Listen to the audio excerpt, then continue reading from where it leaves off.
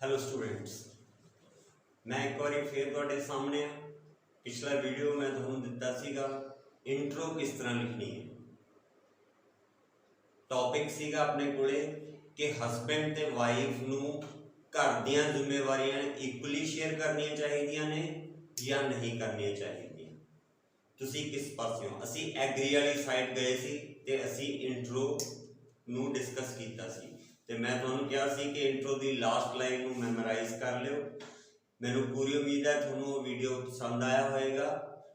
ते हुण मैं तुहाडे सामने कनक्लूजन की गल कर लग्या हाँ कि कनक्लूजन किदां लिखना है। सब तो इंपॉर्टेंट चीज़ है कि कनक्लूजन दे विच जिहड़ा है तुसीं सारे दे सारे पैराग्राफ का टास्क जो है तुहाडे जिन्ने तुसीं पैराग्राफ बनाने हो, फॉर एग्जाम्पल फस्ट इंट्रो का बनाता, उस तो बाद first body paragraph, second body paragraph, फिर कनक्लूजन से पहुँचते हो तो थोड़े सारी राइटिंग का निचोड़ है जो वो थोड़े कनक्लूजन झलकना चाहिए है। कनक्लूजन के इदां की कोई लाइन नहीं होनी चाहिए जिहड़ी डाउट क्रिएट करे, ना ही कोई इदां की लाइन होनी चाहिए है तुहाडी राइटिंग दे विच जो तुसीं क्वेश्चन पूछो कि वाई इट हैपन्स, इदां क्यों हुंदा है। नहीं, असी क्वेश्चन नहीं पूछ सकते हैगे ते ना ही असी डाउट वाला ओपीनियन रख सकते हैं। साडा जिहड़ा प्राइम मोटिव है ना ही असी स्टेटमेंटां ते स्टेटमेंटां ने कई स्टूडेंट की ने जिवें स्टेटमेंट असी लिखती कि education is the third eye of man, विद्या मनुख का तीजा नेत्र है। ठीक है, उस तो बाद लिखता असी कि without education we can not survive, बिना एजुकेशन तो असी सर्वाइव नहीं कर सकते हैगे। तां हुण इत्थे तुसीं पहला विद्या मनुख का तीजा नेत्र किवें है वो दसो, वो ज़्यादा जरूरी है। पहला वो जिहड़ी स्टेटमेंट देती तुसीं उस नूं एक्सप्लेन करो। राइटिंग जिद्दां ही करना है, एक स्टेटमेंट लिखनी है, अगलियां 2-3 लाइनां च उहनूं एक्सप्लेन कर देना, फिर अगली स्टेटमेंट, फिर उहनूं एक्सप्लेन कर देना। जिवें विद्या तुसीं लिखता education is the third eye of man, विद्या मनुख का तीजा नेत्र है। उस तो बाद की है कि education provides us knowledge, education सानू नॉलेज दिंदी है, नॉलेज प्रोवाइड्स अस विजन और हॉरिजन। जिहड़ी नॉलेज है ਉਹਦੇ ਨਾਲ सानू की मिलता है, विजन मिलता है, नजरिया देखण दा। जिवें हुण तुसीं इत्थे बैठे कह सकदे हो कि महाराष्ट्र च ना जाओ, उत्थे करोना फैलिया हुआ, तुहानूं किदां पता लग्या? तुसीं या तां न्यूज़पेपर पढ़िया या तुसीं फोन दे उत्ते न्यूज़ चैक कीतियां या टीवी ते न्यूज़ सुनिया। जे तुसीं एजुकेटेड सीगे तां ही तुहानूं पता लग्या। जे तुसीं बिल्कुल अनपढ़ हुंदे, अनटच हुंदे तां तुहानूं किदां हॉरिजन और विजन किदां मिलदा? तुहानूं कोई पूछे अफगानिस्तान जाना चाहिए कि कनेडा, तो तुसीं इत्थे बैठे दस दिंदे हो कि नहीं कनेडा जाना चाहिए, अफगानिस्तान तो सेफ ही नहीं है। तो असी उस तरीके दे नाल जिहड़ा है असी विजन नूं अपने आप नूं विजन नूं जस्टिफाई करते हैं। तो निचली लाइन असी पहली लाइन की लिखी education is the third eye of man, उस तो बाद education provides us knowledge, knowledge provides us vision, vision provides us the power of taking decisions, and decisions ने जिहड़े इट और decisions lead us towards the success, वो सानू कामयाबी लैके जाते हैं। और decisions provide us result orientation, सानू नतीजे दिंदी है। पहला सिक्ख्या मिली, सिक्ख्या तो ज्ञान मिलिया, ज्ञान तो सानू नजरिया मिलिया, नजरिए तो सानू कामयाबी मिली या साडे जिहड़े आउटकम सीगे, जो साडे रिजल्ट निकले वो वधिया निकले। तुसीं अपनी स्टेटमेंट नूं जस्टिफाई करता। हुण अगली स्टेटमेंट लिखो, फिर उसनूं एक्सप्लेन करो। ये राइटिंग ये बॉडी पैराग्राफ का तुहाडा सिस्टम चाहिए। कनक्लूजन पूरे दी पूरी गल का निचोड़ चाहिए।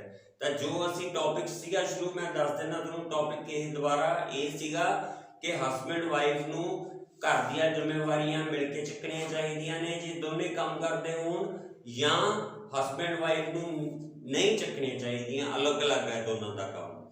ਤਾਂ ਹੁਣ ਇਸ ਦੇ ਉੱਪਰ ਅਸੀਂ ਕੰਕਲੂਜਨ ਤੇ ਪਹੁੰਚਦੇ ਹਾਂ। ਤਾਂ ਕੰਕਲੂਜਨ ਹੈ ਫਾਈਨਲੀ नहीं लिखना, टू इन्फर नहीं लिखना, कमिंग टू द कंक्लूजन लिख दो। थोड़े कोले तीन ऑप्शंस ने,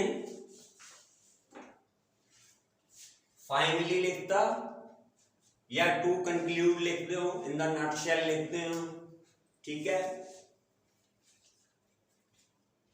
finally, to infer, coming to the conclusion, असीं चक लिया कमिंग टू द कंक्लूजन। ये उसी तरीके नाल मैं तुहानूं दस दिना, आ एक नंबर ऑप्शन है, आ भी एक नंबर ऑप्शन है, आ भी एक नंबर ऑप्शन है। थोड़े कोले आह तीन ऑप्शन ने, फाइनली और कमिंग टू द कंक्लूजन और टू इन्फर दे विचों असीं चक्किया coming to the conclusion. I reaffirm, यानी मैं इस चीज नूं दोबारा कहना, पक्का कहना, पक्का तौर पे, मतलब पहला भी मैं कह चुके हैं, हुण मैं दोबारा कहन लग्या। आई रीअफर्म माई बिलीफ, मेरा ये पूरा यकीन है, that men and women employed in full time jobs, जिहड़े आदमी ते औरतां पूरा समा काम करदे हन, शुड या ought to है जिहड़ा वो शुड नालों ज्यादा स्ट्रॉन्ग वर्ड है। जे तुसी ज्यादा जोर पा के गल कहनी है तो ought to नूं यूज करो, ठीक है। इत्थे तुसी मस्ट भी लगा सकते हो, बट असी मस्ट नहीं लगाउणा हैगा, असी इत्थे कंक्लूड कर रहे हैं तो सानू सोशल रिस्पोंसिबिलिटी नूं दिखाउणा जरूरी है। उहदे लई साडे कोले शुड ought to दोनों चों एक चूज करो। ये तुहाडे कोले 2 नंबर ऑप्शन है, सेकंड ते ये भी सेकंड है। ought to share the responsibilities, तीसरी ऑप्शन तीसरी ऑप्शन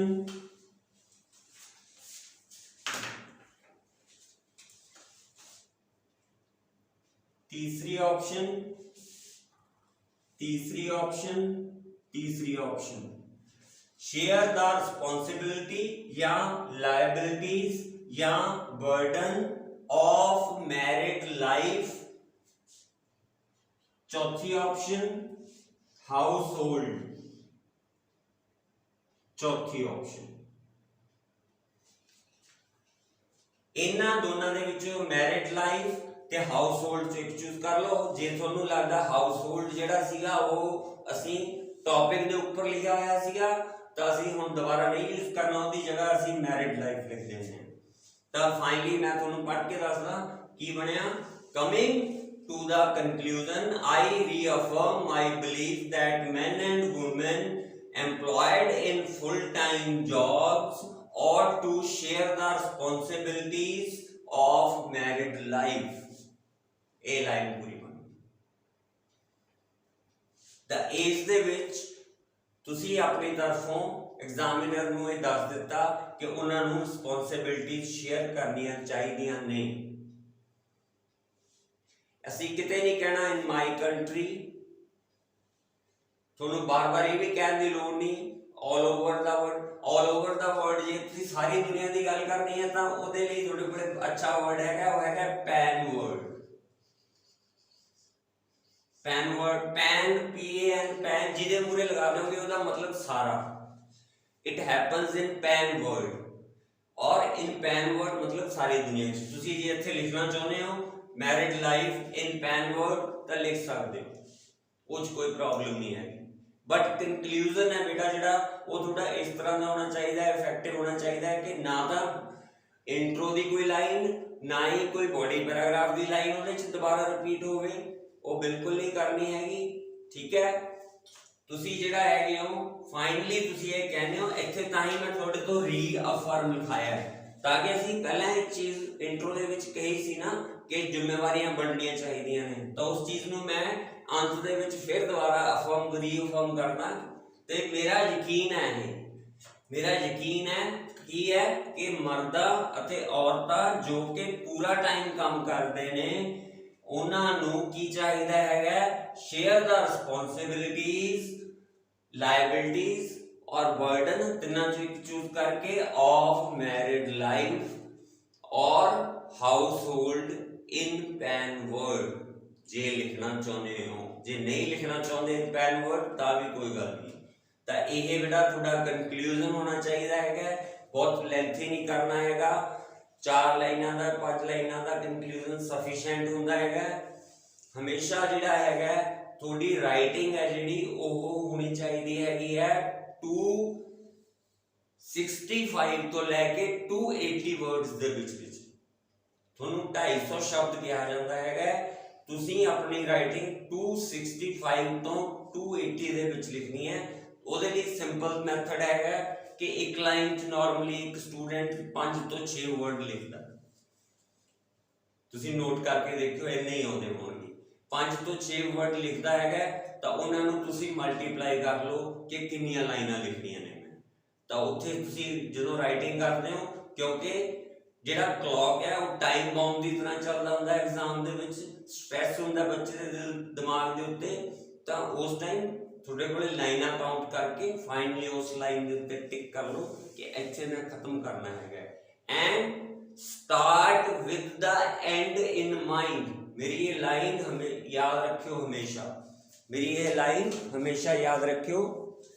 की कह रहा मैं start with the and in mind. बेटा जे ये चीज नूं तुसी लाइफ च लैके चले तो तुसी मार नहीं खाओगे। Start with the and in mind.